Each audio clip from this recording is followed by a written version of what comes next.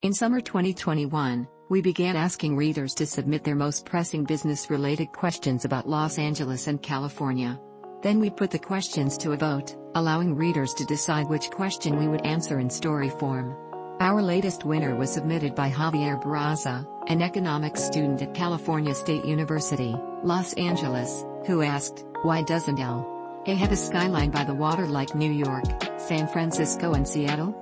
Not to snub Santa Monica's clock tower building and other notable coastal high-rises, but LA's most recognizable skyscrapers, such as the Wilshire Grand Center, U.S. Bank Tower and Aon Center, lie roughly 15 miles from the Pacific. How did LA's quintessential skyline end up so far from its beaches, unlike at many other U cities? I would offer a saltwater answer and a freshwater answer, said William Deverell, a professor of history, spatial sciences and environmental studies at the University of Southern California. The saltwater answer?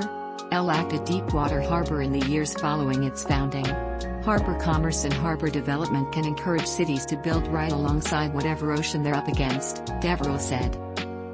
Los Angeles doesn't have that in any particular sense until later. The freshwater answer is our little but so important El River, he continued.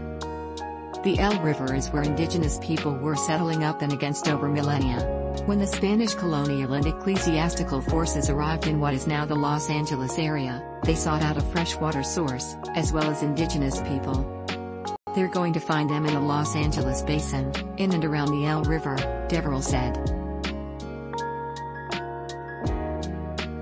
Throughout California's history, indigenous rights were consistently and violently undermined by forced labor, religious conversion efforts, displacement and attempts at historical erasure. They want to implant the mission system, and they need the labor to do it, he said. And then, indigenous souls to convert to Christianity. So it's all kind of a package for them, to terrible results. The Spanish founded the pueblo of Los Angeles in 1781. They constructed a plaza, church and other buildings on a site that was adjacent to a Tongva community, said Eric Avila, a professor of history, Chicano studies and urban planning at the University of California, Los Angeles. By establishing the plaza there, the Spanish were trying to maximize the eye. So, the Spanish set down roots in what is now downtown Los Angeles.